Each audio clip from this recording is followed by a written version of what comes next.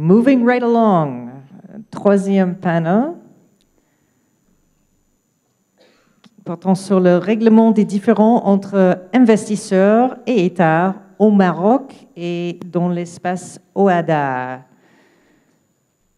J'invite notre modératrice pour ce panel, Maître Rita Iraki, avocat au bureau de Paris et arbitre agréé auprès de la Cour marocaine de l'arbitrage. Et nos panélistes, Maître Mohamed Oulkouir, avocat spécialisé en contentieux, Dr Ali Kairouani, professeur de droit à l'Université Mohamed V de Rabat, et Dr Bruce Ilembi, enseignant-chercheur à l'Université privée de Marrakech.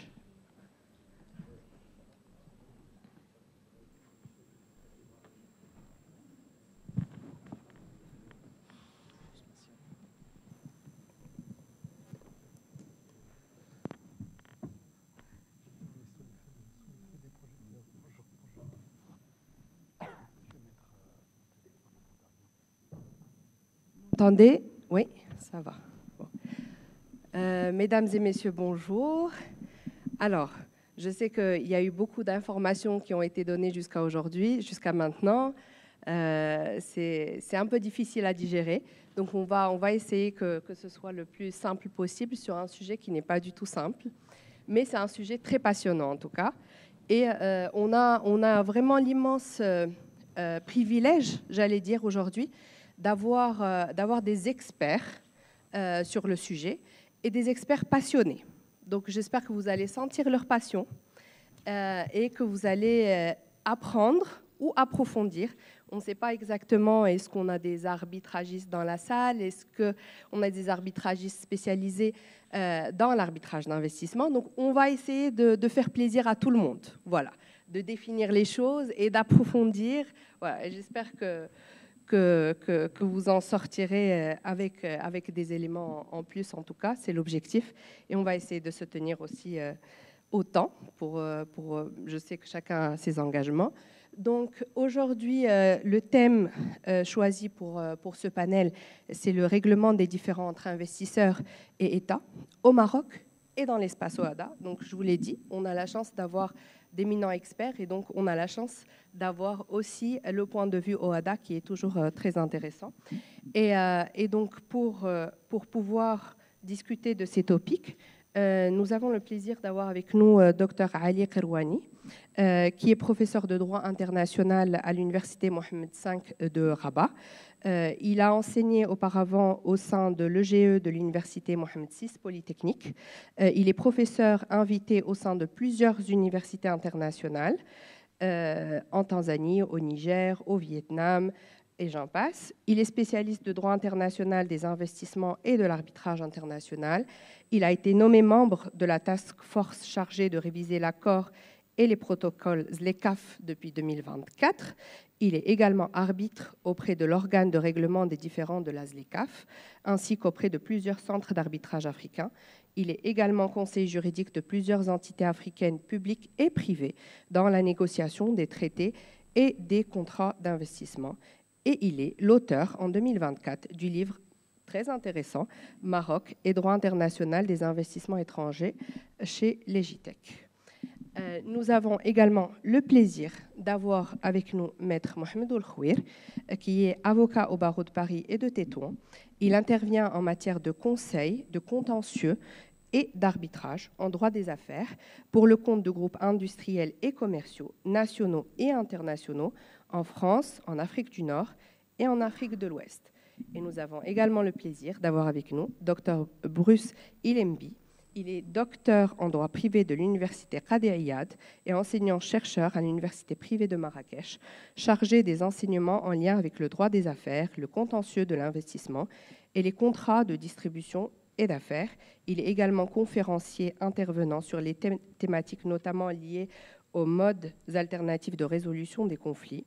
Il intervient également dans l'accompagnement à l'employabilité des jeunes, la participation des diasporas au développement du continent, notre Afrique, et l'accompagnement des jeunes entrepreneurs.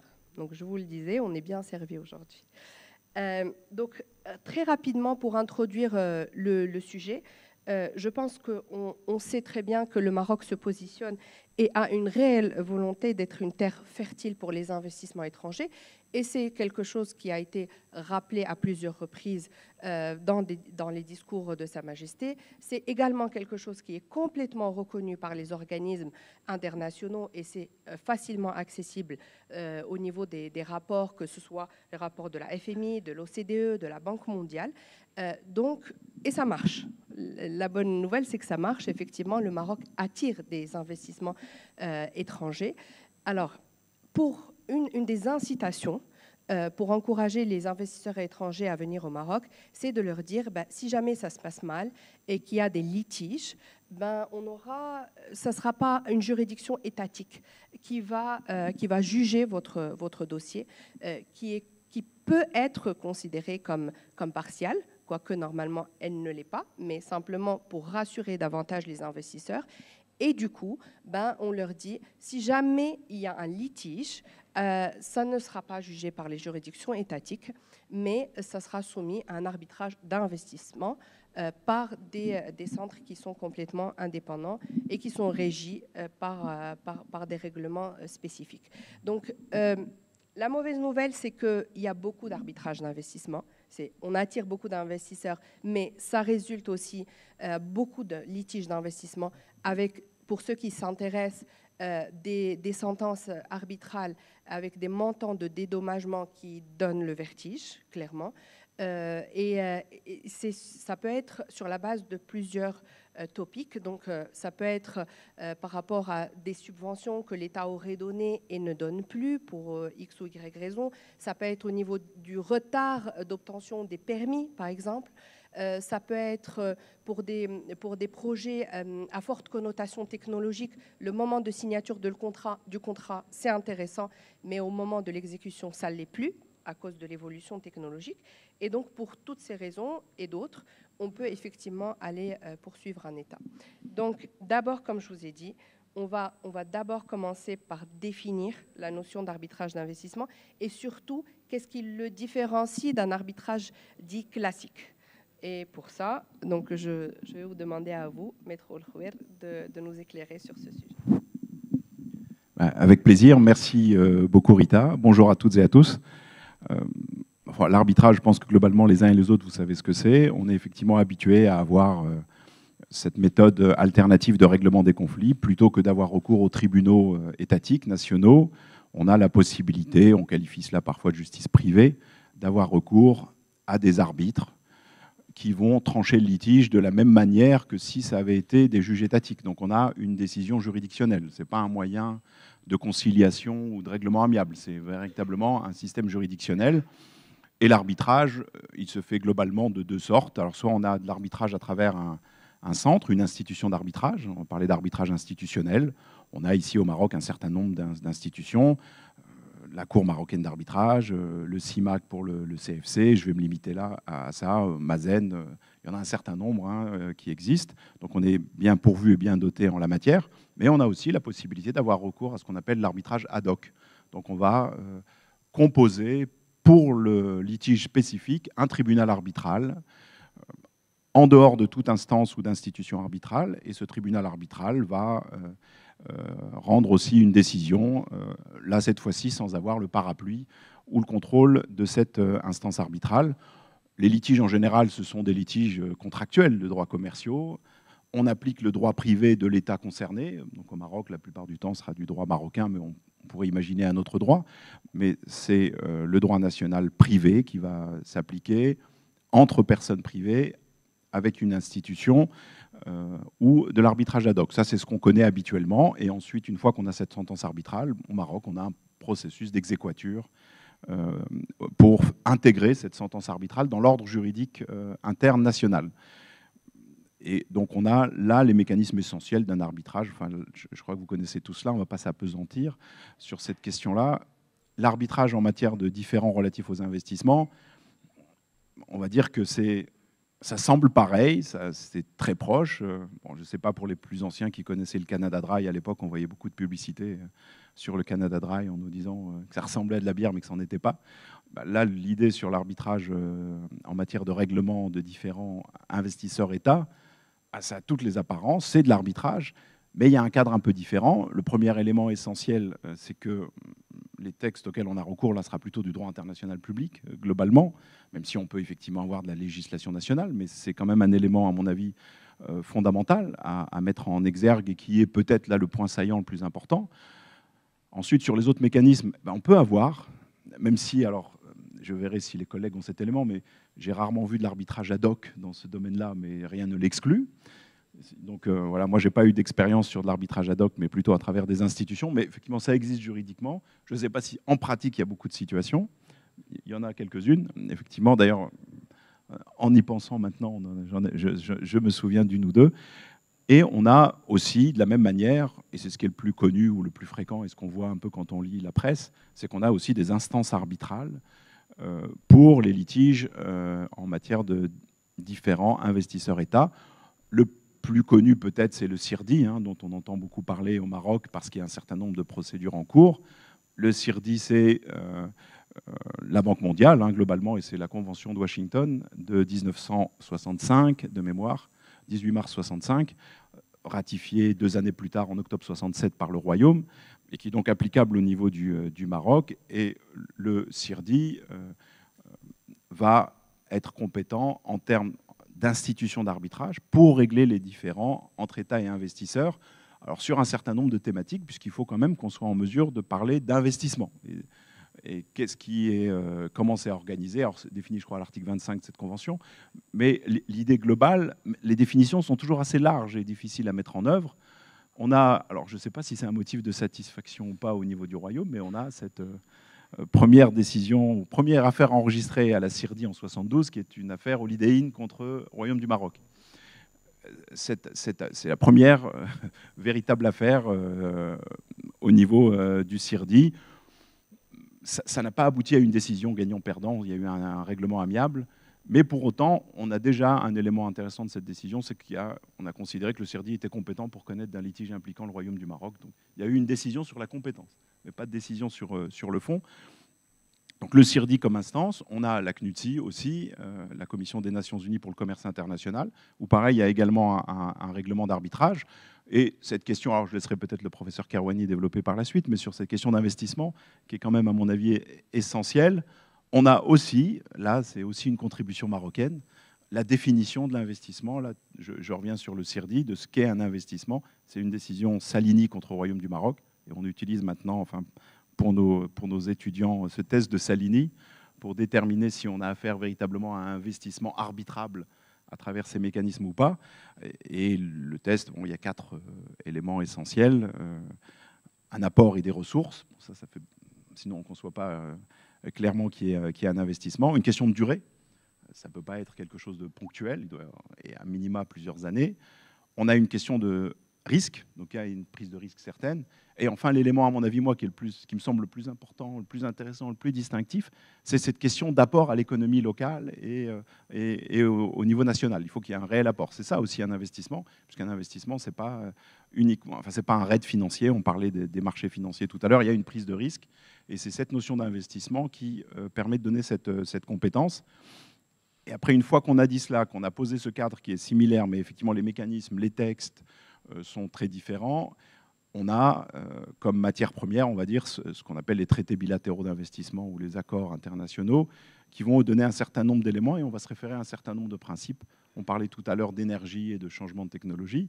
C'est cette question-là des attentes légitimes de l'investisseur. Ça peut être très très large et on a de ce point de vue-là, et c'est ce qui a été évoqué, le Royaume du Maroc a lancé beaucoup de projets et très ouvert à je crois, de l'ordre de 75 traités bilatéraux d'investissement. Sur les 75, je crois qu'il y en a 50 ou 51 qui ont été ratifiés. Donc on a là un réservoir d'investissements intéressants, mais aussi de litiges potentiels particulièrement problématiques pour le Royaume, sachant que quand il y a des condamnations, c'est des condamnations en devises. Donc ça a aussi un impact sur notre trésorerie et sur notre balance commerciale. Donc il y a un sujet aussi là-dessus. Et donc globalement, la différence, on peut la faire de cette manière-là. L'arbitrage classique, on a ce traitement entre acteurs privés, et pour des questions qui sont souvent très délimitées, encadrées, même s'il y a un certain nombre de principes, mais c'est souvent de l'inexécution de contrat. Pour l'aspect arbitrage investisseur-État, il y a des choses très différentes. Et là, il y a peut-être des mécanismes nouveaux qui arrivent et qui, par exemple, ici au Maroc, nous intéressent beaucoup. On a des cas de condamnation, c'était au niveau de la CNUTSI de mémoire, pour les dysfonctionnements du système judiciaire d'un État. Et ça, c'est par exemple ce type d'éléments qui sont assez intéressants. Et puis on a même des cas où il y a de l'arbitrage de cette nature-là sur des politiques publiques qui sont menées. Par exemple, une législation plus restrictive en matière de tabac, que des fabricants de tabac vont contester, Philip Morris contre Uruguay. Donc on a ce type de sujets qui sont aussi intéressants et qui montrent que, au-delà de l'aspect juridictionnel immédiat de trancher un litige entre deux parties, il y a ces questions plus générales de politique publique. Et à l'heure actuelle, avec nos problématiques du moment, toutes ces questions en matière environnementale, de responsabilité sociale et solidaire, je pense qu'avec ce potentiel nouveau dossier qui concerne le Royaume, Emerson, avec cette histoire de licence...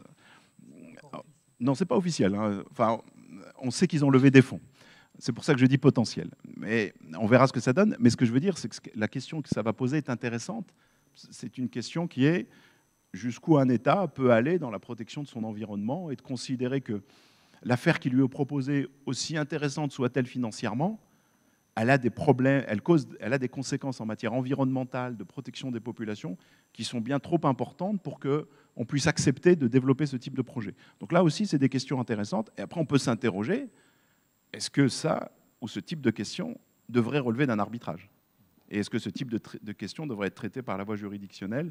Là, il y a aussi un sujet intéressant. Mais voilà, j'ai essayé, dans les grandes lignes, d'esquisser ces petites différences entre les différents éléments. Merci. Merci beaucoup, c'est très clair.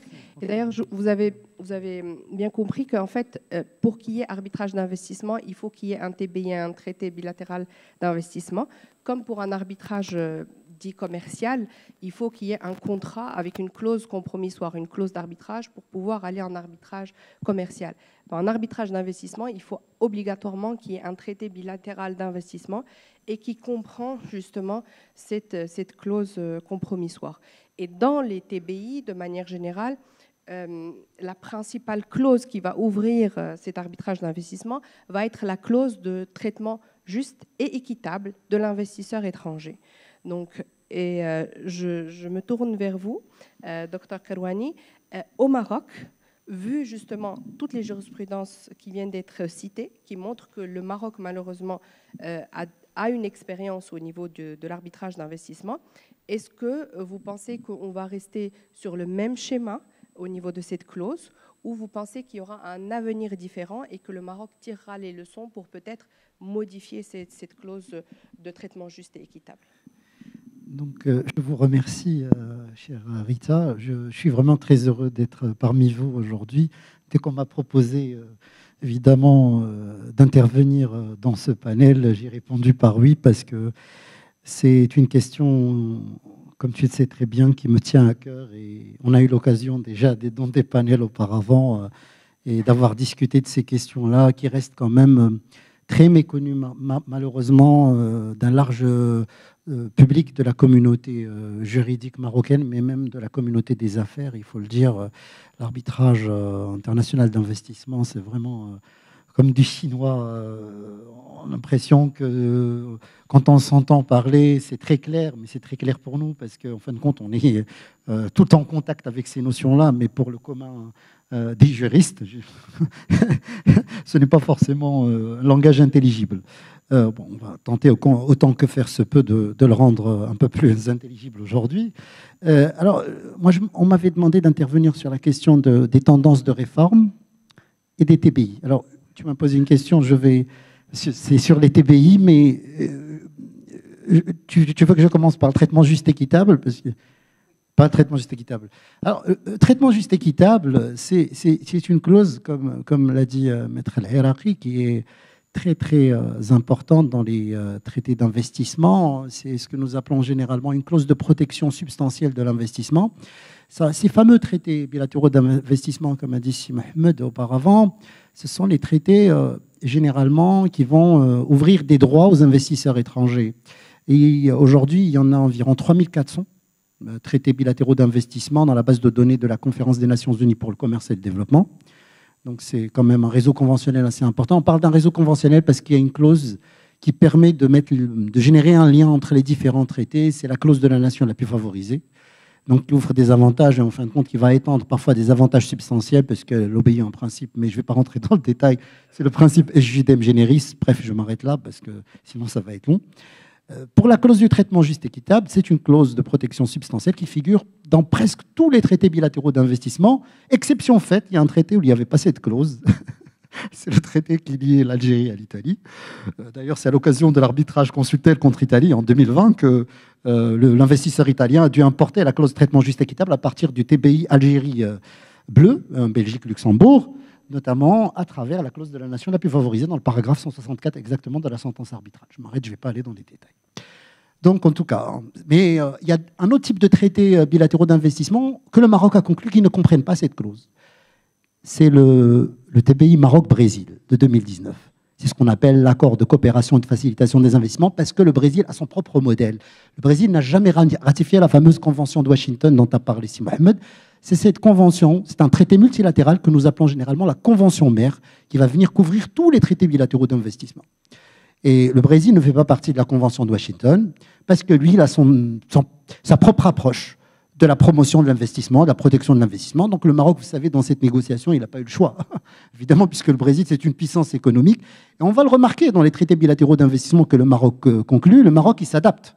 Il s'adapte, même s'il a un modèle qui a été publié sur le site de la CNUSED en 2019. Le Maroc possède son propre modèle de TBI, où il y a une clause du traitement juste équitable. Mais avec le Brésil, il n'y a pas de clause.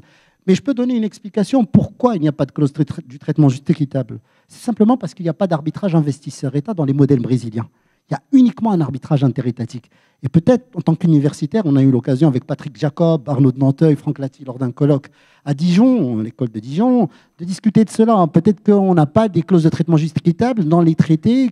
On n'inclut pas une clause d'arbitrage investisseur-État, parce que ce n'est pas l'investisseur qui va saisir le tribunal arbitral, mais c'est plutôt l'État en protection diplomatique, ce fameux mécanisme de protection diplomatique qui est exclu par l'article 27 de la Convention de Sirdi. Voilà. Puisque la Convention de Washington exclut le mécanisme de la protection diplomatique. Pour parler en langage beaucoup plus courant, en fait, le mécanisme de la protection diplomatique, c'est lorsque l'État va substituer à l'un de ses ressortissants. Mais cela suppose que 3 conditions soient réunies, que l'épuisement des voies de recours internes au sein de l'État d'accueil de l'investissement. Secundo, c'est le lien de nationalité effective. Ça, c'est l'arrêt Note-Bombe de la Cour internationale de justice. Bref, je vais arrêter de faire des parenthèses. Et troisièmement, c'est la théorie des clean hands, des mains propres. Il ne faut pas avoir commis une infraction pour que le mécanisme puisse fonctionner. Alors, le mécanisme de protection diplomatique, c'est le mécanisme sur lequel s'appuie le modèle brésilien. Donc, le Maroc a un traité bilatéral d'investissement qui est de ce genre-là. Mais tous les autres traités, les 58 qui sont en vigueur aujourd'hui notamment, 57 on va dire, 58 si, parce que le TBI Brésil n'est pas encore entré en vigueur, comprennent une clause du traitement juste équitable. Alors le Maroc, il faut savoir qu'il y a 2 types de clauses du traitement juste équitable dans les TBI qui ont été conclus par le Maroc. Dans les TBI dits classiques, ou de première génération, d'ancienne génération, qui sont conclus essentiellement avec les États membres de l'Union européenne, donc on demeure en quelque sorte, on est pris en otage, parce que ce sont des traités où la clause du traitement juste équitable est formulée d'une manière très vague, très ouverte. On peut l'interpréter comme on veut.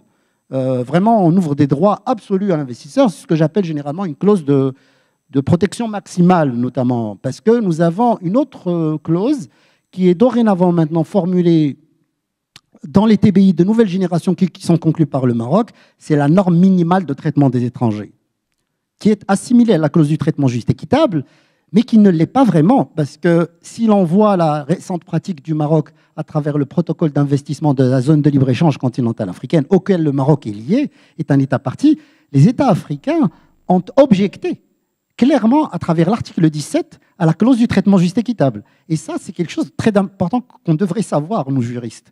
On a objecté parce qu'au lieu de mettre clause du traitement juste équitable, on a mis la clause du traitement administratif et judiciaire. On l'a remplacée. Et on a dit clairement qu'il s'agissait de la norme minimale de traitement des étrangers et non pas de la clause du traitement juste équitable dans le paragraphe 2 de l'article 17. Et ça, c'est quand même très important. Parce que là, on n'est pas face à la même clause. Moi, je pense qu'il y a un degré de protection différent, ou ce que j'appelle autrement un seuil normatif différentiel entre les deux clauses, notamment que j'ai pu développer dans un chapitre dans l'ouvrage l'année dernière de Applicable Law Issues in International Arbitration de l'Académie de droit international de La Haye, où j'ai parlé de cette notion-là, notamment à travers les sentences arbitrales CIRDI. Donc, même dans la jurisprudence arbitrale CIRDI, il y a deux lectures qui se dégagent. Soit une lecture maximale, soit une lecture minimale, et cela a été rappelé lors de l'occasion de la sentence arbitrale Scholz contre le Royaume du Maroc du 1er août 2022. Même les arbitres, Zachary Douglas et les membres du tribunal arbitral ont rappelé cette réalité. Évidemment, dans un arrêt de l'année dernière qui a été rendu par la Cour internationale de justice, ce qui prouve que cette question est épineuse, c'est l'arrêt des actifs iraniens, République islamique d'Iran contre États-Unis d'Amérique, dans lequel les États-Unis ont été condamnés, un arrêt du 30 mars 2023. La Cour n'a pas voulu rentrer dans le débat. Elle a dit, moi, je vais utiliser la clause du traitement juste équitable, mais je ne vais pas définir si c'est une clause maximale ou une clause minimale. Voilà. Donc, ce qui prouve que, quand même, là, c'est le nerf de la guerre. Voilà. Merci, merci. Vous savez très bien que chaque fois, je vais devoir vous arrêter, parce qu'il faut savoir que Dr Karouani est vraiment une encyclopédie avec des pieds. Donc, du coup, voilà, à chaque fois, je serai un peu obligée. Désolée d'avance, d'accord.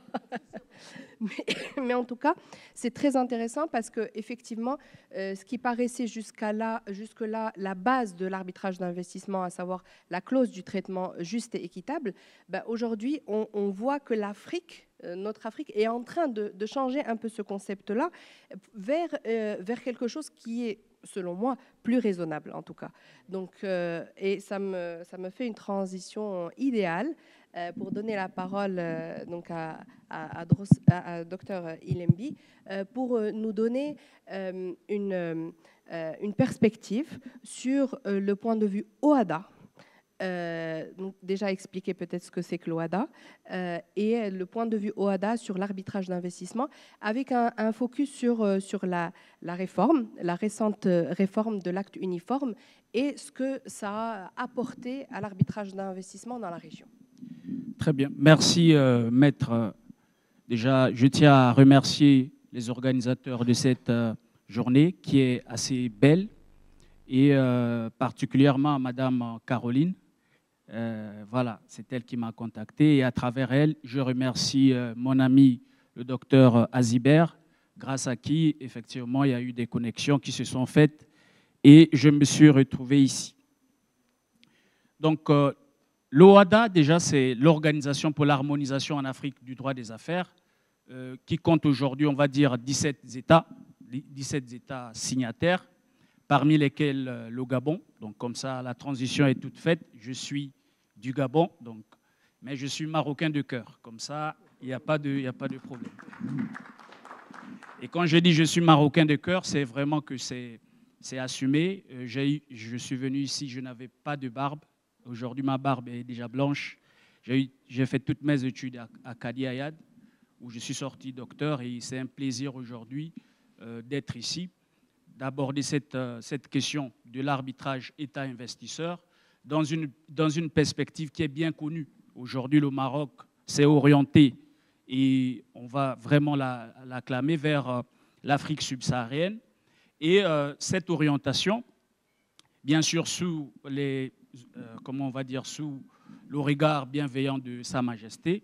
Cette orientation est une très bonne chose pour l'Afrique, cette orientation économique, j'entends par là, mais elle ouvre aussi de potentielles perspectives de problèmes entre, par exemple, des investisseurs marocains qui pourraient avoir dans les États de l'OHADA des investissements et à l'occasion desquels il y aura peut-être des petits problèmes d'interprétation de la loi ou des problèmes d'expropriation. Bon, on ne va pas le souhaiter, mais juste pour faire une transition, pour dire que la question aujourd'hui de l'investissement en Afrique de manière générale et celle qui intéresse le Maroc et les pays de l'Afrique subsaharienne est une question importante.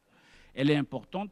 Il faut donc réfléchir aux mécanismes de promotion d'abord de l'investissement, et c'est le rôle des TBI. Ils sont là pour renforcer la coopération entre les pays et en même temps pour protéger, n'est-ce pas, les investisseurs. Quand on parle d'investisseurs, classiquement, c'est, si on revient à l'article 25 de la Convention du CIRDI, l'investisseur est considéré comme un investisseur étranger, comme étant un investisseur étranger, par rapport aux pays d'accueil. Pourquoi je parle de cette définition-là de l'investisseur? Parce que justement, dans le cadre de l'OHADA, avant la réforme de 2017, la seule, pour ne pas dire la principale conception de l'investisseur qui était admise, c'était la conception, on va dire, SURDI, parce que justement l'OHADA n'avait pas encore reconnu de manière officielle tout ce qui est arbitrage d'investissement, liant donc un État, pays d'accueil, à un investisseur étranger. Pourquoi cette approche? Mais pour des raisons tout à fait normales. L'OHADA, c'est en 1993. Aujourd'hui, on a plus de 7 actes uniformes qui sont, comment on va le dire, qui sont harmonisés. Et c'est toujours pour répondre à la question sur l'OHADA. L'OHADA essaie de donner la sécurité juridique et judiciaire en encourageant, d'après donc l'article 2 du traité fondateur, en encourageant, si vous voulez, le recours à l'arbitrage. Il se trouve de manière peut-être improbable, on va le dire, que depuis que l'OHADA existe, depuis l'acte uniforme de 1999, l'arbitrage investisseur-État n'existait pas dans le premier acte uniforme consacré à l'arbitrage. Donc quand on disait dans l'OHADA l'arbitrage, on faisait juste référence à une seule chose, l'arbitrage commercial, même si l'arbitrage international existait, et c'est là le deuxième point, il existait à travers les TBI principalement, signés entre les États de l'OHADA et leurs partenaires, ou entre les États de l'OHADA et les États de l'OHADA. Donc, à l'époque, il n'y avait pas d'arbitrage, je parle de reconnaissance officielle et expresse, parce que dans l'OHADA, l'arbitrage est principalement régi par 2 outils, l'acte uniforme sur l'arbitrage et le règlement d'arbitrage de la Cour commune de justice et d'arbitrage, qui est à Abidjan. Donc, il n'existait pas de dispositions expresses sur l'arbitrage d'investissement, mais cela ne signifiait pas ou ne signifie pas que l'OHADA ne connaissait pas l'arbitrage d'investissement ou que la CCJA n'a jamais, avant 2017, traité des affaires concernant un État contre un investisseur privé. Donc, bien avant cette époque, donc l'époque antérieure, on faisait référence principalement, tout à l'heure Maître Rita en a parlé, à la convention d'arbitrage principalement, qui était l'une des sources concernant le contentieux en matière d'arbitrage, sachant qu'un État pouvait avoir conclu un contrat avec un investisseur privé en insérant une clause compromissoire en vertu de laquelle, bien sûr, on faisait référence à l'arbitrage, mais de quel type d'arbitrage il s'agissait? C'était quasiment l'arbitrage SIRDI. Presque, j'ai lu plusieurs ouvrages, plusieurs articles, j'ai lu des lois, il n'y avait pas, n'est-ce pas, la référence à l'arbitrage CCJA. Donc c'était de manière incidente que cela se faisait. Donc aujourd'hui, le SIRDI, du moins jusqu'en 2017, le SIRDI avait, on va dire, le monopole. Donc je mets entre guillemets, between brackets, le monopole de l'arbitrage en matière d'investissement au niveau mondial, d'accord, avec le dernier rapport qui est sorti, le rapport de 2024, plus de 700, sur 700 affaires que le SIRDI a traitées, plus de 70, en tout cas, concernent, si vous voulez, des conflits en matière d'investissement. Et les États africains font partie des clients les plus attitrés du SIRDI. Et comme l'a dit tout à l'heure le professeur, l'Afrique a contribué à façonner d'une certaine manière, je peux dire malgré elle, je dirais cela, malgré elle, à façonner l'existence même de l'arbitrage d'investissement avec l'affaire Salini et les autres participations des États africains, contrairement par exemple aux pays de l'Europe, du moins de l'Amérique du Sud, qui étaient contre l'arbitrage d'investissement en vertu de la doctrine Calvo que vous connaissez. Et c'est sans doute l'une des positions rappelées ici par le professeur concernant la position du Brésil, qui était plus ou moins réticente, même si Calvo c'est un Argentin, mais c'est du moins dans cette vague. Donc Docteur aujourd'hui, Elembi, je suis désolée, vraiment, mais je vais devoir. C'est très intéressant et je sais que c'est un sujet qui mériterait toute une journée, mais on a un temps à respecter, donc je suis vraiment désolée. Et effectivement, ce que vous avez, merci pour cet éclairage, et vous avez mis le point sur le fait que l'arbitrage d'investissement, effectivement, a le principal intérêt d'attirer les investisseurs dans le pays hôte, mais il a également des inconvénients. En tout cas, il est sujet à certaines critiques. Et donc, je me tourne vers vous, Dr Karouani, pour nous dire pourquoi l'arbitrage d'investissement est parfois remis en question. Vous avez 5 minutes. C'est très difficile, mais je vais essayer. Je ne suis pas Soufiane Boukali, mais je vais essayer quand même. Donc, il a beaucoup de difficultés parce qu'il y a une remise en question, comme disait Bruce, c'est le problème de la légitimité. Aujourd'hui, on attaque la question de la légitimité de l'arbitrage. Comment des arbitres peuvent juger des États souverains en droit international. Si Mohamed l'a bien rappelé, au fond, le droit applicable au fond dans cet arbitrage d'investissement, c'est aussi droit international public. Et ça, on l'oublie souvent. Mais le problème, c'est qu'on ne parlait pas de tout ça avant, dans les années 90, au moment de l'essor de cet arbitrage, avec la fameuse sentence contre l'Égypte. Il faut rappeler que l'essor de l'arbitrage d'investissement aussi, à l'origine, est africain. Parce que c'est Kouchaïri, notamment, qui est égyptien. Et il y avait un arbitre guinéen aussi dans le tribunal. Ghanéen, voilà, qui était dans le tribunal arbitre. Donc, l'arbitrage investisseur-État a pu connaître ses ressorts grâce aux Africains, notamment. Hein. Ce n'est pas grâce aux Américains, aux Européens. Aujourd'hui, on trouve presque dans le CIRDI sur la liste, je vais commencer à attaquer un petit peu surtout la représentation, hein, ce qui est quand même un vrai problème au CIRDI, il faut le dire. On a 100 arbitres suisses. 100 arbitres suisses sur la liste, sur le nombre des arbitres qui sont nommés au CIRDI, alors qu'on a à peine 3 arbitres africains. C'est quand même discutable. Et le problème, ce n'est pas le CIRDI, ce n'est pas Washington, ce n'est pas le secrétariat, ce sont les États africains eux-mêmes, puisque ce sont eux qui nomment les arbitres occidentaux. Là, il y a un vrai problème. Donc, nous avons des compétences en Afrique, nous avons des compétences dans le cadre des pays en voie de développement.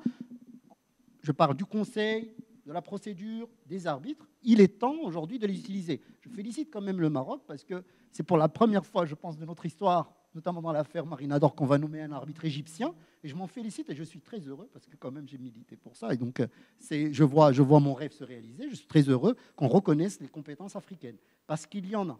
Et il faut les mettre en avant. Et je m'adresse à tous les États africains parce que tous les États africains sont concernés.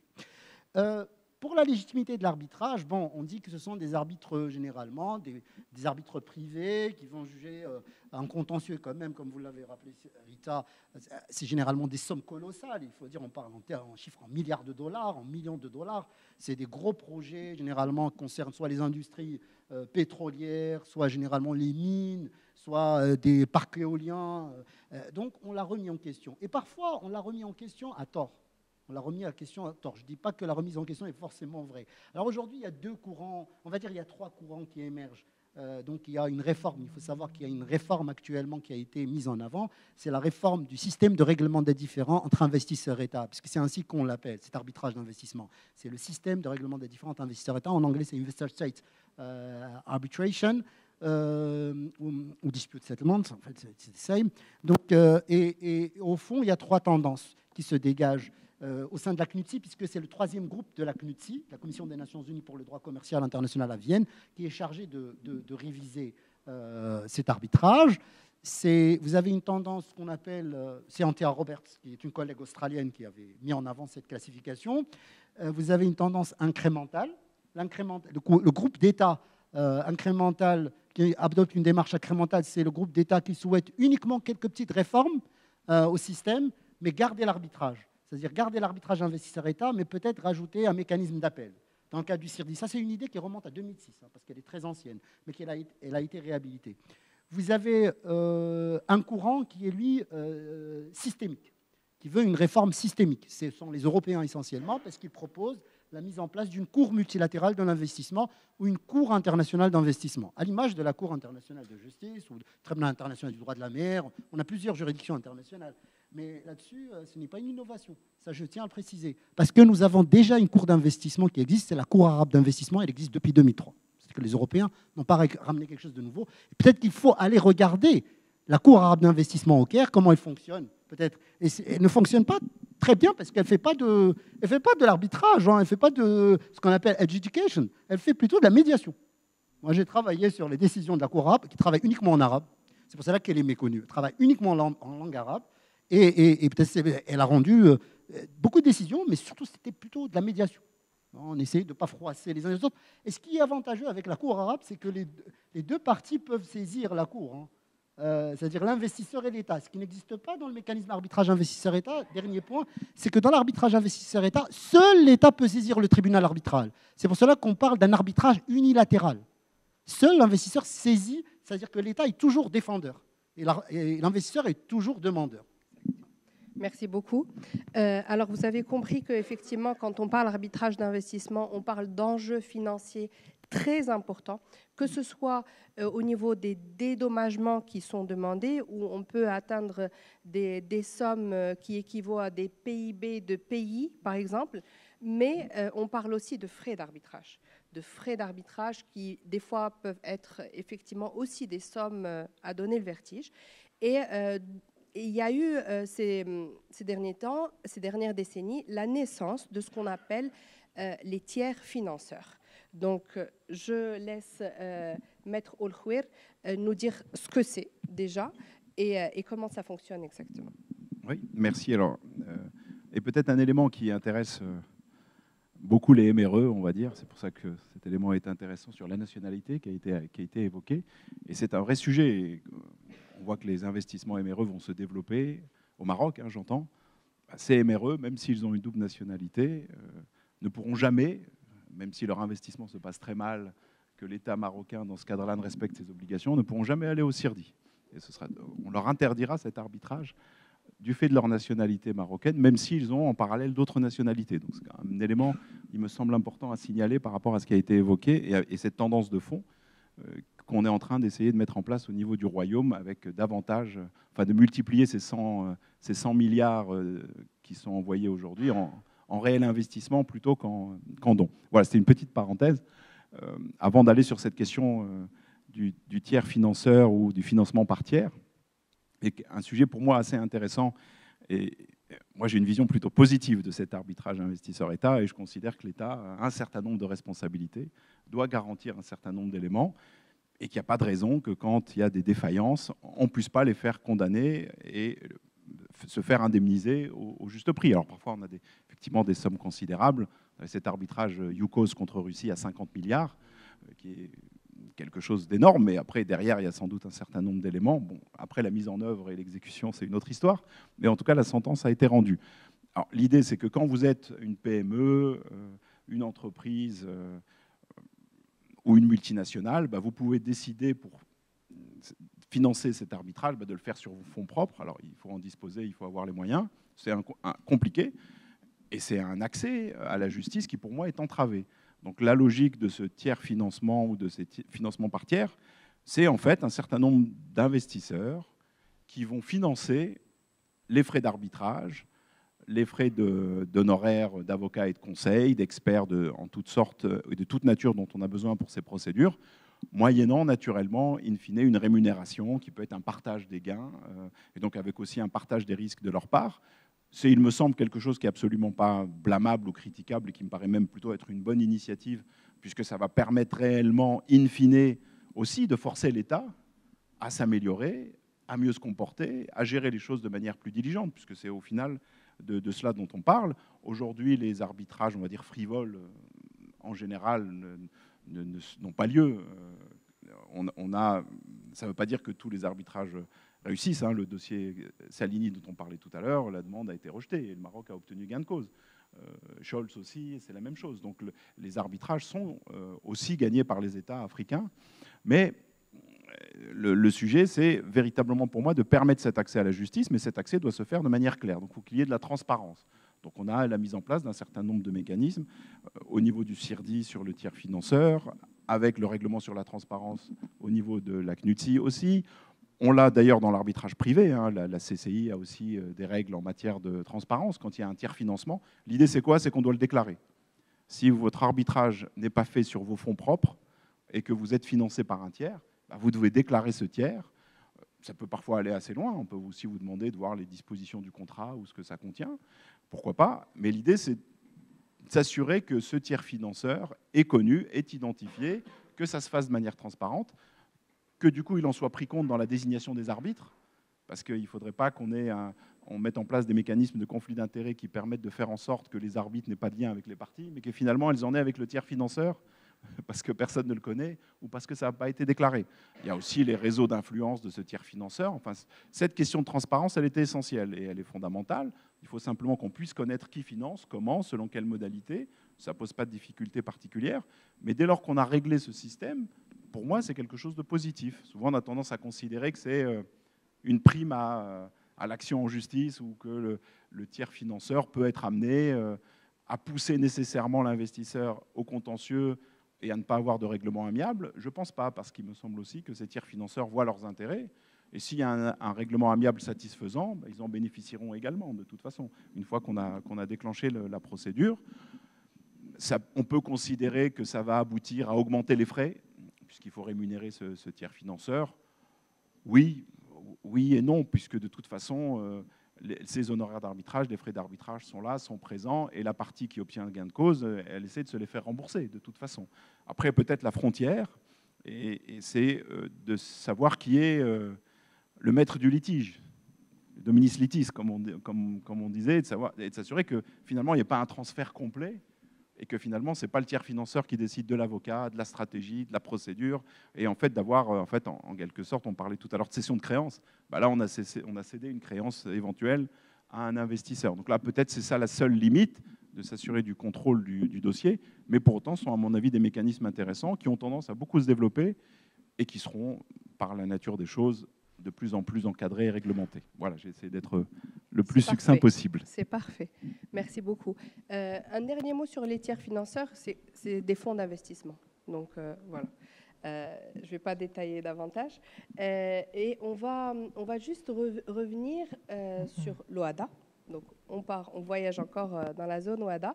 Et en étant chercheur, donc, quelles seraient les pistes d'amélioration pour améliorer l'attractivité de l'arbitrage dans la région OHADA, selon vous? 5 minutes, s'il vous plaît. Merci, Maître. Donc, je commencerai par le dernier point, celui du financement de l'arbitrage.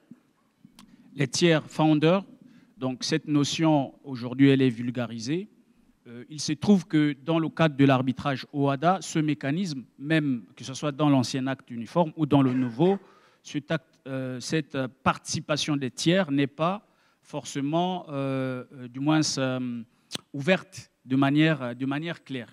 Donc, voici, par exemple, l'un des points sur lesquels le législateur OHADA pourrait, d'une certaine manière, s'ouvrir, sachant que la question de l'impécuniosité, par exemple, il y a des parties, si on prend, que ce soit le cas, prenons le cas de l'État, il y a parfois des litiges dans lesquels l'État a du mal à lever des fonds pour défendre, vu, si vous voulez, le coût d'abord des frais de l'arbitrage et des frais de la provision d'arbitrage et les frais des arbitres. Donc ça, c'est une question qui doit faire l'objet d'un encadrement et aussi un encadrement peut-être au niveau éthique, parce que la frontière entre ce qui est permis et ce qui ne l'est pas est vraiment mince.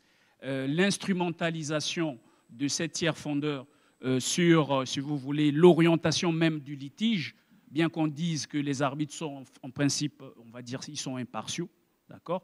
Mais la question qui se pose, c'est, on ne sait pas. Les lobbyistes, comment ils fonctionnent ? Ils fonctionnent comment ? Donc, ils peuvent déstabiliser tout un pays qui va devoir payer plusieurs sommes d'argent, en fait. Et finalement, ça va devenir un sujet de spéculation. Ça va devenir une question de spéculation financière pour les tiers fondeurs. Ce sont des points, ce n'est pas un procès, je vais dire, voilà, une charge, mais c'est plutôt attirer l'attention sur l'un de ces points-là. Le deuxième, c'est la transparence, toujours dans la même veine. Alors, dans le cadre de l'arbitrage, généralement, l'arbitrage est présenté comme une justice rapide, ce qui est vrai, confidentielle. Là, dans le cadre de l'investissement, ce n'est pas forcément vrai, Parce que, vu les intérêts en jeu, on a parlé de la santé publique, les questions d'ordre public, etc., il est difficile aujourd'hui d'admettre que l'arbitrage d'investissement soit totalement non transparent. Si on regarde l'acte uniforme de l'OHADA, l'article 3, et le règlement d'arbitrage de la CCJA, la question de la confidentialité, elle est de mise. On ne discute même pas. L'arbitrage, les sentences arbitrales ne doivent pas, d'une certaine manière, être divulguées. Mais ce n'est pas la même tendance au niveau du surdit. C'est là une piste. Par exemple, au niveau du surdit, pour des intérêts, on est obligé aujourd'hui, voilà, de communiquer, d'autoriser la participation, etc. Donc, sur ce point, l'OHADA pourrait, d'une certaine manière, s'améliorer pour que cette question de la confidentialité puisse rentrer. Parce que finalement, qui paye à la fin, c'est le contribuable. Des sommes qui sont sonnantes. De ce point de vue, on pourrait suggérer une piste dans ce sens-là. L'harmonisation. 2017, la plupart des États africains, si vous regardez, il y a trois, si vous voulez, c'est l'offre d'arbitrage, c'est le forum shopping. Donc, si on prend les TBI, c'est des offres publiques auxquelles les parties vont venir simplement, d'une certaine manière, adhérer. L'État anticipe, n'est-ce pas, sa participation à un contentieux arbitral. Mais le problème qui se pose, c'est lequel? C'est que dans le cadre de cette offre, elle n'est pas gérée de manière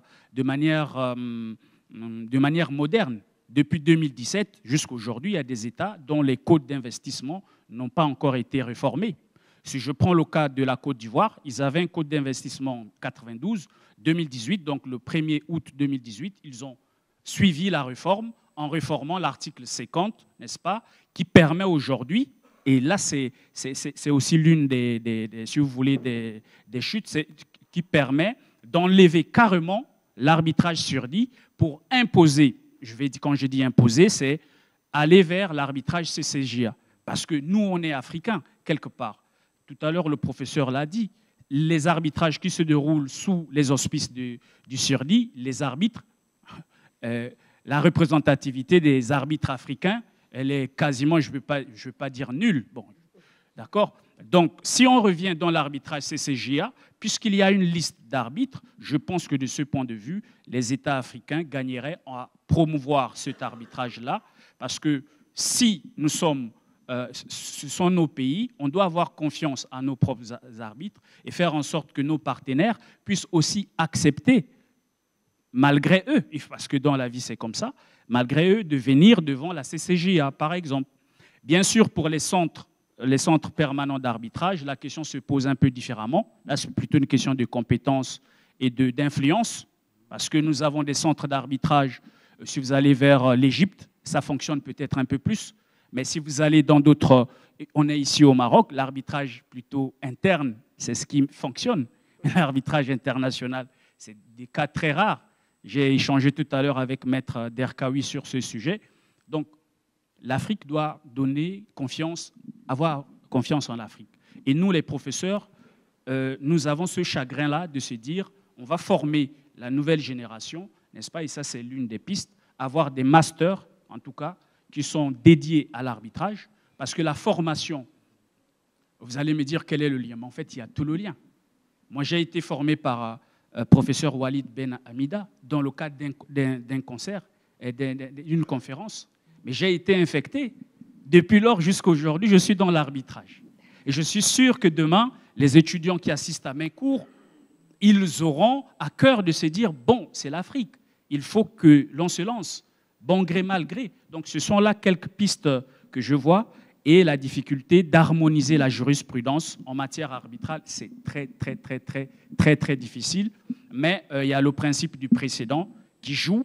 Et de ce point de vue, la CCJA, par rapport à sa, si vous voulez, à sa position, pourrait être mais vraiment une opportunité inouïe pour l'Afrique d'avoir une position sur la jurisprudence qui soit plutôt harmonisée de ce point de vue-là. Merci beaucoup. Effectivement, ça mérite applaudissements et surtout, je reviens sur le point de la formation parce que dans l'arbitrage, que ce soit l'arbitrage commercial ou l'arbitrage d'investissement, formation, formation, formation. C'est vraiment très, très important. Et avant de poser ma dernière question, je voudrais vous remercier, Maître Olkhouir et Dr Ilembi, pour le plaidoyer parce que ça, c'est parfait et on adore quand c'est comme ça parce que vous avez eu, par rapport aux tiers financeurs, vous avez eu le plaidoyer pour le pour et le contre. Donc, c'est parfait. Merci pour ça. Nos, voilà, exactement. Alors, on a parlé de la CCJA, on a parlé du CIRDI, mais il y a une proposition de l'Union européenne, de la Cour multilatérale de l'investissement. Est-ce que vous pouvez nous en parler très brièvement, Dr Kerouani, parce que j'aimerais vraiment donner la parole au public. Alors, je vais juste faire une petite transition par rapport à ce qu'a dit Bruce et m'a donné l'opportunité. Le problème aussi en Afrique, c'est aussi, moi j'ai une démarche très d'autocritique. Je ne dis pas que tout est bon chez nous. Il y a des bonnes choses, il y a des mauvaises choses. Je vais prendre juste l'exemple d'un arbitrage très récent, juste un cas pratique. C'est l'affaire Fraser Solar, qui est un investisseur allemand qui est parti investir au Lesotho, au royaume du Lesotho. C'est un pays qui est enclavé en Afrique du Sud, petit pays. Il y a eu un contentieux concernant un parc solaire. Et le Lesotho, on a dit au Lesotho, écoutez, le CIRDI, ce n'est pas vraiment un ami des États africains. Alors que ce n'est pas forcément vrai, puisque le CIRDI, il faut dire que c'est moite-moite. C'est moitié des sentences qui sont rendues en faveur des États, moitié des sentences qui sont rendues en faveur des investisseurs. C'est très, très équilibré. Donc, ils ont fait le choix d'aller vers l'arbitrage ad hoc, selon des lois sud-africaines, donc en Afrique du Sud, évidemment, puisque ce n'est pas loin, avec des arbitres même qui étaient de la région, en quelque sorte. Et malheureusement, le Lesotho a été condamné à 50 millions d'euros. À verser 50... Vous savez que le Lesotho, il a une dette de 100 millions d'euros. Donc, vous voyez au niveau de la dette extérieure, parce qu'on oublie ça sur le niveau de la solvabilité, ça c'est une question très importante, c'est la dette extérieure et les contentieux, les arbitrages d'investissement. On n'en a pas parlé aujourd'hui, mais c'est une question qui est très importante de la solvabilité des États africains, notamment face à l'arbitrage investisseur-État. Donc, j'aimerais quand même attirer l'attention sur cela. Il y a des questions quand même très, très spécifiques. Et puis la question des immunités, notamment, l'immunité d'exécution surtout. L'immunité d'exécution des États, c'est une question quand même centrale. Alors, pour la Cour multilatérale de l'investissement, c'est ce que je disais tout à l'heure. Il y a déjà une Cour arabe d'investissement qui existe depuis 2003. C'est-à-dire que ce n'est pas une innovation. Les Européens, ils essaient de nous faire croire que c'est un nouveau projet. Mais nous, on connaît la Cour arabe d'investissement, je la connais très bien en tant que spécialiste. Je l'avais déjà dit à un délégué de l'Union européenne en 2023, il y a eu l'organisation par le 3e groupe de la CNUTSI. J'étais invité par Afaf Ben Mansour, notamment, très sympathique, qui m'avait invité dans un panel. Il y avait des collègues comme Mamadou Ebié, François Angelet, qui est professeur également en Belgique, d'arbitrage, notamment d'investissement. Et moi, j'ai dit, écoutez, pour moi, la Cour multilatérale, c'est un problème. Je veux dire pourquoi c'est un problème, pourquoi ça ne peut pas marcher actuellement. Parce que si on met en place une cour multilatérale d'investissement, comment on peut faire cela, ou un tribunal multilatéral d'investissement, comment on peut faire cela en appliquant la Convention de Washington? Il y a un vrai problème, parce qu'il y a des incompatibilités entre la Cour et la Convention de Washington, qui est un traité multilatéral, qui engage plus de 60 États. Là, c'est un vrai problème. Alors, ce qu'a commencé à faire l'Union européenne, il faut expliquer, ils adoptent une démarche quand même assez incrémentale dans la réforme, c'est-à-dire qu'ils réclament la mise en place d'une cour multilatérale dans un forum multilatéral qui est la CNUTSI, 3e groupe, mais en même temps, dans leurs traités, les traités qu'ils négocient, comme l'accord CETA avec le Canada, Union européenne-Canada, ils vont intégrer à la fois une clause relative au tribunal d'investissement, avec un tribunal d'appel d'investissement. Sauf que ces clauses-là, en renvoyant à l'application de la Convention de New York de 1958, ce type de clause rendent ces accords incompatibles avec la Convention de Washington, puisqu'on cherche quand même à appliquer, au fond, dans les règles de procédure, ce qu'on appelle le droit procédural, parce qu'il y a 2 types de règles dans les traités, il y a les règles substantielles et les règles procédurales. On ne peut pas appliquer la Convention de Washington à ce type de clause, puisqu'elle remet en question le fondement même de la Convention. Est-ce qu'un tribunal multilatéral peut rendre une sentence arbitrale, puisque ce qui paraît dans la Convention de Washington, on ne parle que de sentence arbitrale. Et là, il y a un vrai problème. Quand on parle de l'exécution notamment, ou du recours en appel, la Convention de Washington ne prévoit pas d'appel. Ce qu'elle prévoit, soit un recours en révision, soit un recours en annulation, c'est l'article 51 et 52. Et in fine, donc, ils ont bien su qu'ils n'allaient pas pouvoir appliquer ces jugements-là via la Convention de CIRDI, donc ils recourent à la Convention de New York pour pouvoir, à condition, bien sûr, c'est très compliqué, que les États renoncent à tout recours, parce que sinon c'est rebelote. C'est qu'on revient au recours en révision ou on recourt en annulation. Et c'est un cercle vicieux, c'est infernal. Donc au fond, le problème de la Cour multilatérale, c'est l'article 41 de la Convention de Vienne sur le droit des traités du 23 mai 1969. Je suis désolé, j'ai fait une clause passerelle.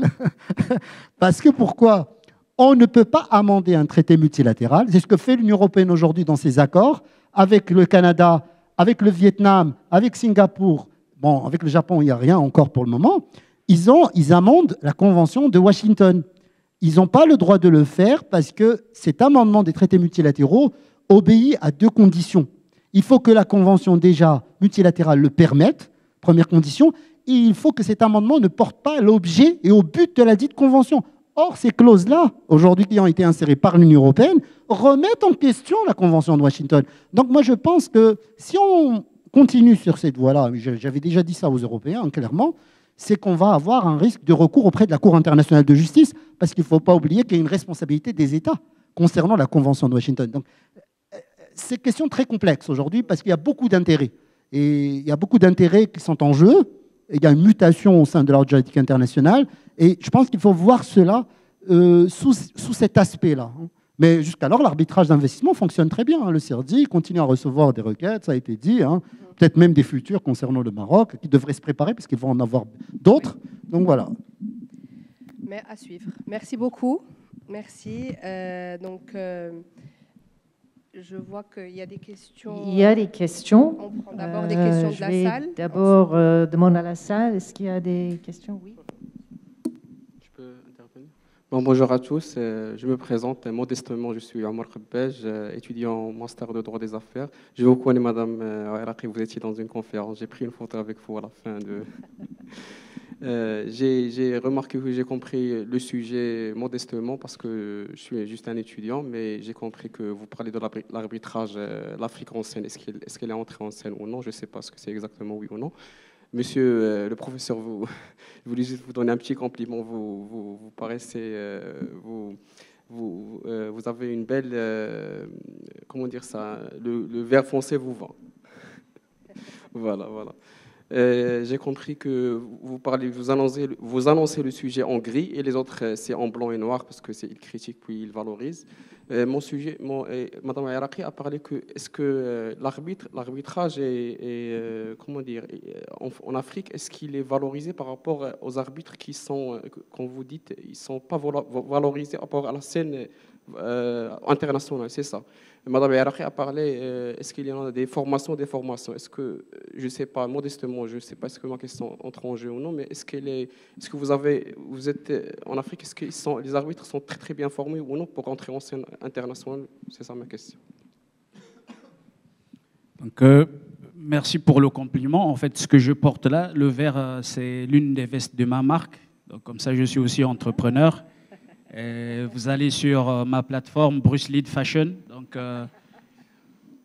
et en même temps, comme vous le voyez, il y aura toujours sur moi une part de l'Afrique, parce que j'estime que l'Afrique, c'est aux Africains de valoriser l'Afrique. Donc toujours, vous retrouverez un peu des zèbres ici pour mettre un peu de un peu chouïa d'Al-Har.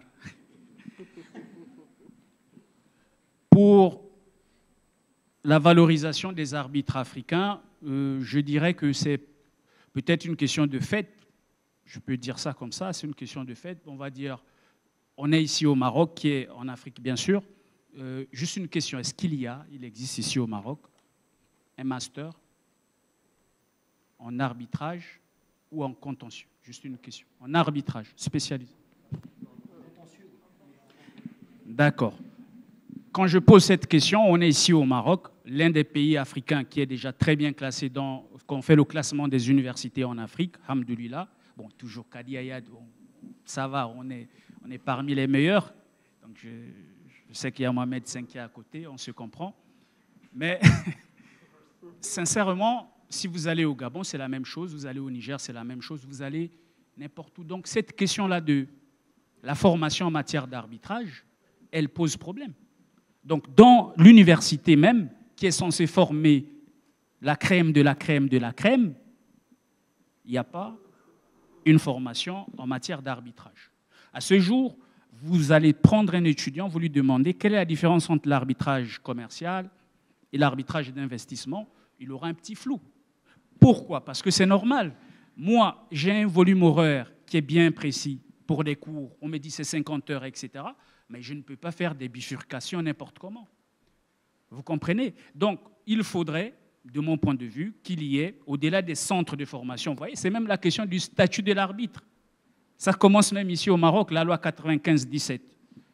Aujourd'hui, le statut de l'arbitre au Maroc, je suis désolé, il n'y a aucune loi concernant le statut de l'arbitre. Les conditions, il y a un avant-projet. Le décret. Le décret. Mais jusqu'à aujourd'hui, même, je ne sais pas s'il est publié ou s'il est déjà même en français, je ne sais pas. La rémunération de ces arbitres, c'est un problème. Ces questions-là, l'OHADA a déjà commencé. Il y a déjà un barème en matière, voilà, ça a posé aussi un problème de la maximisation, c'est-à-dire dans l'OHADA, les arbitres, il y a un seuil maximum du paiement. Donc ça a posé un problème, parce que si on dit arbitrage d'investissement, c'est des gros sous, et l'OHADA fixe un seuil pour la rémunération des arbitres, ça pourrait jouer en défaveur des arbitres qui vont arbitrer les différents en matière d'arbitrage d'investissement en Afrique. Ça, je le dis, mais parce qu'au niveau du Surdie et des autres, ils n'ont pas la même tendance. Si vous me posez la question, est-ce que je suis en faveur ou contre, je dirais nos. Donc ça fait partie des éléments. Et pour vraiment motiver les gens à faire de l'arbitrage, c'est de mettre des passerelles, de donner des moyens dans les universités et que les centres, parce qu'il y en a beaucoup, fassent aussi de la formation. L'ERSUMA, l'École régionale supérieure de la magistrature, a un programme. Ils ont un programme annuel avec des modules, vous pouvez les suivre. Mais quand vous comparez à l'Europe, par rapport à l'Europe, nous sommes des petits Mickey par rapport à l'Europe. Voilà, donc c'est ma contribution sur ce point. Merci beaucoup. On peut prendre une D'autres questions de la salle?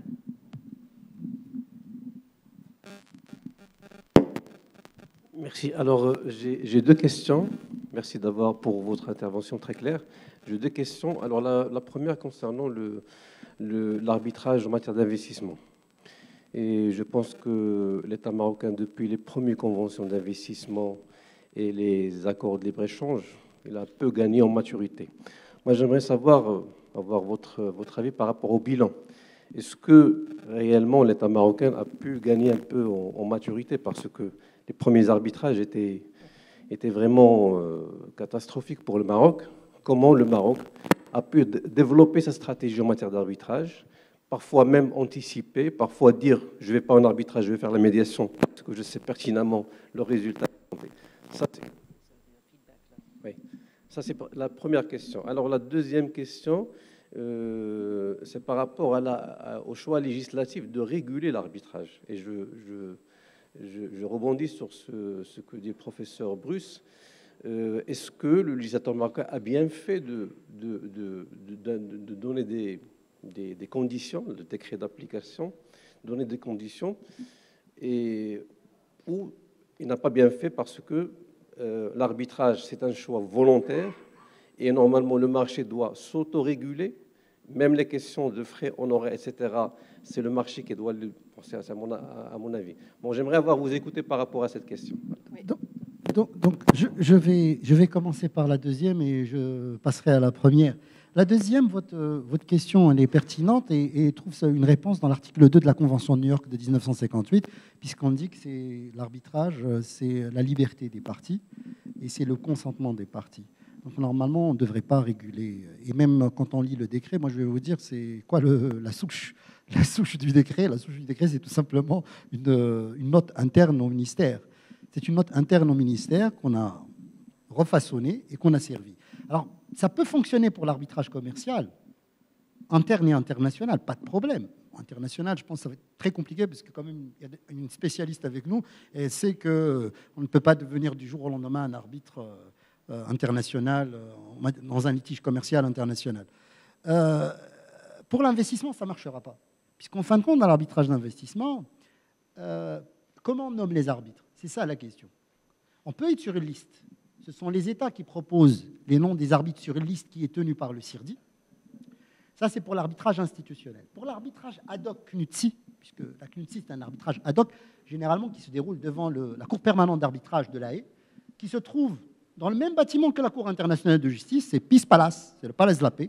Je ne sais pas si vous l'avez déjà visité avec ses beaux jardins à La Haye, Donc, et en fin de compte, il n'y a pas de liste à ce moment-là, et on peut choisir les arbitres comme on veut. Ici, on ne se met pas d'accord sur le président, parce que généralement, les arbitres, le collège arbitral, c'est 3. C'est l'autorité de désignation qui va choisir le président, c'est le secrétariat de la Cour permanente d'arbitrage pour les arbitrages ad hoc. Alors, comment on choisit les arbitres s'ils ne sont pas sur la liste? Alors, il faut voir les arbitres qui sont sur la liste, par exemple, des États africains. Ça serait très bien de voir. Alors, il faut remarquer quand même que pour certains pays africains, notamment l'Afrique de l'Ouest, je note quand même qu'il y a eu un sursaut qualitatif incroyable. C'est impressionnant, des jeunes, nouvelle génération, il n'y a rien à dire. Mais sur notre liste à nous, je vous invite à jeter un coup d'œil. Bien sûr, de toute façon, c'est une liste qui n'est pas mise à jour depuis 2022. Et il faut voir si ce sont des spécialistes du droit international des investissements, parce que c'est ça les questions. Comment on désigne? Généralement, s'ils ne sont pas sur la liste, ça doit être des personnes très connues sur le plan doctrinal. Parce que les États ou les investisseurs, la première chose qu'ils vont faire, c'est qu'ils vont lire ce qu'ils ont écrit. Qu'est-ce qu'ils pensent de la clause du traitement juste et équitable? Est-ce qu'ils sont pour la norme minimale ou pour la clause autonome? Qu'est-ce qu'ils pensent de la sécurité pleine et intégrale? Qu'est-ce qu'ils pensent, par exemple, de l'expropriation? Comment est-ce qu'ils réfléchissent le chilling effect, comme dans le cas de l'expropriation indirecte, pour la lutte anti-tabac notamment, le droit de réglementer? Qu'est-ce qu'ils pensent du droit de réglementer de l'État? Voilà, c'est comme ça qu'on désigne les arbitres. Mais sauf que, par rapport au cas marocain, je pense que nous ne voyons pas, même pour les États africains, nous ne voyons pas encore le problème de cette manière-là. Peut-être par rapport à l'extérieur, je dis, pour les experts extérieurs qu'on va utiliser, mais pas pour les arbitres locaux. On n'a pas cette lecture. Peut-être qu'il faudra changer peut-être aussi de lunettes et voir les choses autrement. Pour votre question, le Maroc, je poursuis, c'est le fil conducteur. Je dirais que le Maroc maintenant est passé à la phase de la gestion. Une gestion timide du contentieux arbitral, pas vraiment une gestion effective, parce qu'il y a beaucoup d'obstacles qui se dressent face à l'État marocain. Parmi les obstacles, c'est notamment les ressources humaines. Nous ne disposons pas de ressources humaines suffisantes pour pouvoir traiter ce genre de dossier. Je ne veux pas donner des chiffres, notamment, mais l'organe qui est chargé du suivi, c'est la JR. C'est des personnes que je connais, elles sont compétentes. Il y a des personnes qui sont très compétentes dans la JR, il n'y a rien à dire, vraiment, elles sont bien. D'ailleurs, dans l'administration marocaine aujourd'hui, il y a des profils très intéressants. Et je sais qu'il y a un changement. Moi, je l'observe parce que je suis toujours en contact avec le ministère du Commerce, avec le ministère des Affaires étrangères, avec l'agence judiciaire du Royaume. Je suis tout le temps en contact avec eux. Mais le problème, c'est qu'on ne peut pas faire un travail aussi colossal avec 2 ou 3 personnes. Ce n'est pas possible. Je pense qu'aujourd'hui, il faut qu'on réfléchisse, notamment à comment on peut mobiliser, notamment comment on peut mettre en place une cellule de veille stratégique sur ce type de dossier, parce que ce sont des dossiers très complexes. Face à vous, vous avez des personnes qui vont recourir à un tiers financeur, à ce qu'on appelle les law firms. Les law firms, vous savez, ce sont des machines de guerre. Quand elles arrivent, notamment dans un arbitrage d'investissement, et là je reprends l'expression d'un professeur japonais, c'est le professeur Hakayawa, on parle du strategic use of investment arbitration. Et ça, le strategic use of investment arbitration, c'est une théorie qui a été développée déjà dans les années 2013. Alors à l'ère de l'investment screening, le filtrage d'investissement, input, output, ou bien de la guerre économique, puisqu'il y a des approches juridiques de la guerre économique, qu'en est-il? Il faut aujourd'hui quand même se préparer. D'ailleurs, il y a l'adage qui dit, pour avoir la paix, il faut préparer la guerre. Et généralement, on parle de bataille judiciaire, bataille arbitrale. Donc, il faut bien se préparer face à ce type de contentieux. On ne peut pas ne pas adopter une démarche expéditive. Ce n'est pas possible. Donc, je pense qu'il y a eu quand même une évolution, mais il y a encore un progrès à réaliser. Merci beaucoup. Je vous avais dit au début qu'on a des passionnés. Docteur Karouani, il a un train et il a complètement oublié qu'il avait le train. Donc, il est à fond. J'ai 2 questions importantes de base de la part de Miguel.